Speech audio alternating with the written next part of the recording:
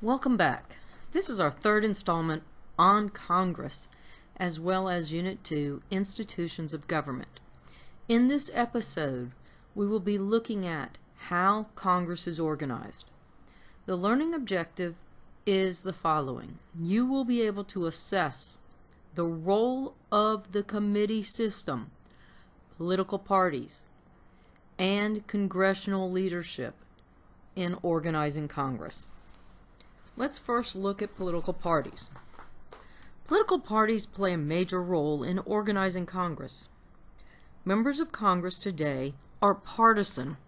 In other words, they side with their political parties on issues. The majority party is the political party with the most members, whereas the minority party is the party with the second most members. For the United States, we have a two-party system. So that minority party is, of course, whichever party has the least number of people within the United States Congress. The leadership of the majority and minority parties organize the committees, set the agenda, and the members of the parties choose institutional leadership. The membership of committees usually reflect the partisan composition of the chamber. So, if the Republicans have 75% in the House, and they are the majority, 75% of each committee will be made up of Republicans. If the Democrats have 65% in the Senate, then each committee within the Senate will have 65% Democrats on it. What is meant by this also is the party in the majority has more members on committees than the minority party, what I just explained. And the chair of the committee is usually from the majority party. Now let's discuss congressional leadership. The House of Representatives is going to be our first stop. At the top is the Speaker of the House. The Speaker is the leader of the House of Representatives and leads the business on the floor. He or she is selected by the whole House on what is usually along party lines. In other words, partisan politics. The Republicans control the House in the 115th Congress and have voted Representative Paul Ryan to serve as Speaker of the House. Paul Ryan also served as Speaker of the House for the 114th Congress. Part of Speaker Ryan's job is assigning bills to committee, controlling floor debate, and appointing party members to committees. The Speaker is the only officer of the House specifically mentioned within the Constitution. The Speaker is the chamber's most powerful position and is traditionally a member of the majority party. I explained earlier why this happens, so let's hear why again. The vote for the Speaker is along party line. Thus, the Speaker comes from the majority party. Next comes the majority and minority leaders. The majority leader is head of the party controlling the most seats in the House. They are second in authority to the Speaker of the House. The minority leader is head of the party with the second greatest number of representatives in the House. They are going to make the decisions for that party on who goes to what committee. Next are the whips. The majority and minority party have whips. They are the key member of their party in the House who keeps close contact with all members of his or her party. They take vote counts on key legislation and strong-arm members to vote along party lines. He or she also prepares summaries of bills, as well as acts as a communication link within the party. The Senate. Vice President is not a member of the Senate, since one cannot be a member of two branches of government at the same time. However, the Vice President does serve as President of the Senate, and this is the Vice President's only job per the Constitution. The VP votes only to break a tie. Since the VP is not a member of the Senate, once again, why he can't be a member of the Senate? You cannot be a member of two branches of government at the same time. So, since the VP is not a member of the Senate, he cannot participate in debates. Majority and minority leader in the Senate. The majority leader is the most influential member of the Senate. Going to say it again. The majority leader is the most influential member of the Senate. He or she is often the majority party spokesman for the Senate. The minority leader performs the same role as the minority leader in the House. He leads the opposition. Whips in the Senate perform the same roles as whips in the House. The Senate also has what we call the President pro tempore. The President pro tempore serves as the official chair of the Senate.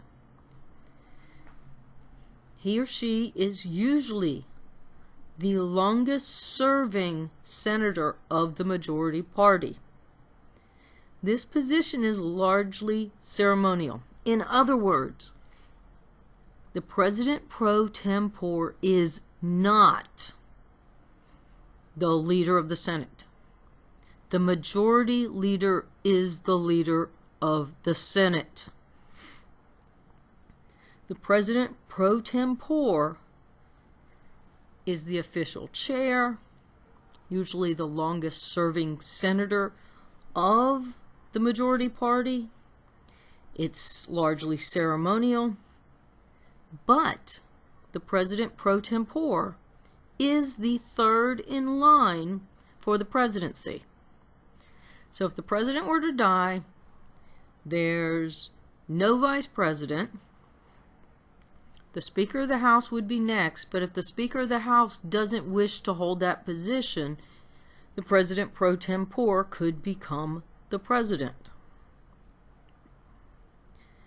South Carolina Senator Strom Thurmond held the position of President pro tempore for a total of 12 years, not consecutive years, but 12 years. Besides that fact, he also holds the record in the Senate for the longest filibuster at 24 hours and 18 minutes in 1957. It was against the Civil Rights Act at that time period. Party caucuses, or conferences. This is a formal gathering of all the party members in one chamber of Congress. It is here that they choose the other leadership members of their party. So, the majority and minority leader and the whips. Let's now turn to congressional committees. Congressional committees are where most of the work of Congress takes place. This allows the work of Congress to be divided among its members. and give members with backgrounds in areas to be the expert, thus speeding up the process of legislation. The leadership of committees. The chairman is a member of the majority party in each chamber and is chosen in the party caucus. The chair sets the agenda, assigns committee members to subcommittees, decides whether public hearings will be held, as well as which witnesses to call. The chair will manage floor debate of a bill when presented to the full chamber of the House or the Senate. Traditionally, chairs were chosen on seniority. In other words, the longest serving member of the majority party on that specific committee. Reforms, however, have taken place in the modern era, really within the last few decades, where it did not say the senior majority party committee member had to serve as the chair. Now, today, if you're on the committee, you've done a good job, you might be on there for a couple years, you could possibly be the chair of the committee. However, most chairmen are long-standing members of the committee. Membership on committees. When deciding the membership makeup, it is proportional per the parties. Congressional members try to serve on committees where they can influence public policy relating to their home district or state. An example, a congressman from rural Kansas would not be placed on the Housing and Urban Development Committee. Now, if that member was from Kansas City, they could be placed on the Housing and Urban Development Committee. It makes sense. Whereas somebody from New York City would be placed on the Housing and Urban Development Committee from the start. However, that person from New York City would not be placed on the Agricultural Committee. If it was somebody from a farming area within New York State, yes, they could be put on the Agricultural Committee.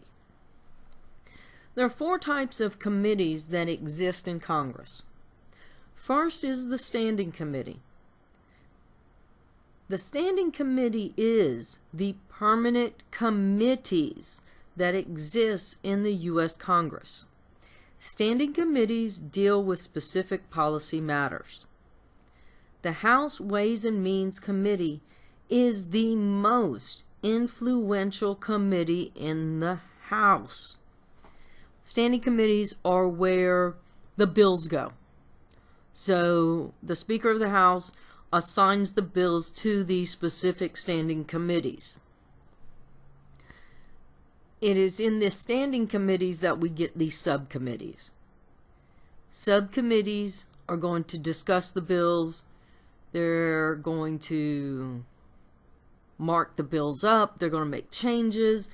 They're going to table the bills before they go back to the whole committee, where the whole committee is going to discuss the bill, possibly make more changes before the committee votes as to whether or not that bill's going to go to the floor for a vote. Most of the bills die in their standing committee. The second type of committee that exists in Congress is what's known as the Select Committee. The Select Committee is a temporary committee appointed for a specific purpose. A Select Committee is created by a resolution that outlines the duties of the committee, the powers the committee has, and the procedure for the appointment of members of the committee. It is formed mostly to investigate particular issues. 3 examples of select committees are the Senate Watergate Committee, which investigated the break-in into the Watergate building from the Republican Party, spying on the Democratic Party during that time period of Richard Nixon, the Iran-Contra Committee, and most recently the House Committee on Benghazi. The third type of committee that exists in Congress is what we call a joint committee. A joint committee is made up of members from both chambers of Congress. Joint committees are usually established with narrow jurisdiction and normally lack authority to report legislation. 4 examples of joint committees are Joint Economic Committee, Joint Committee on the Library of Congress, Joint Committee on Printing, Joint Committee on Taxation. And the 4th type of committee that exists in Congress is what we call the Conference Committee. A conference committee is a temporary committee made up of members of both chambers. A conference committee is created to hammer out or resolve the differences in versions of the same bill passed by the House and the Senate. When a bill is passed by both chambers, it must be the same bill. The Senate can't go through and pass a bill that they've added amendments to that the House has already passed. And the House can't do the same thing or take out something. The bill has to be the same. And if it's not the same when it comes out of the second chamber for passage, a conference committee's got to be established in order to come to compromises on those changes, write the bill the way both houses want the bill to be written. And once those differences are resolved, the committee's disbanded and the bill goes directly to the floor of each chamber to vote. And they cannot make any changes to this bill. So whatever comes out of the conference committee is what is voted on. Now, let's look at caucuses. A caucus here is an informal group formed by members of Congress who share the same common purpose or set of goals.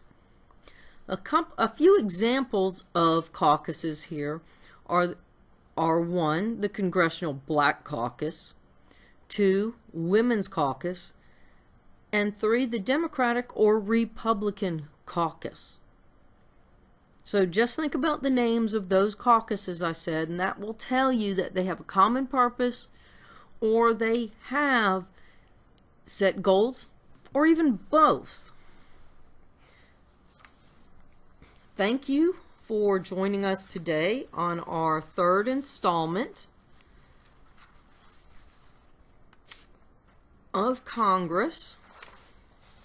Today you learned the role of the committee system, political parties, and congressional leadership in organizing Congress. Thank you for listening, and if you have any questions, write them down and ask in class. Catch you on the flip side. I'm Donald Trump, and I approve this message.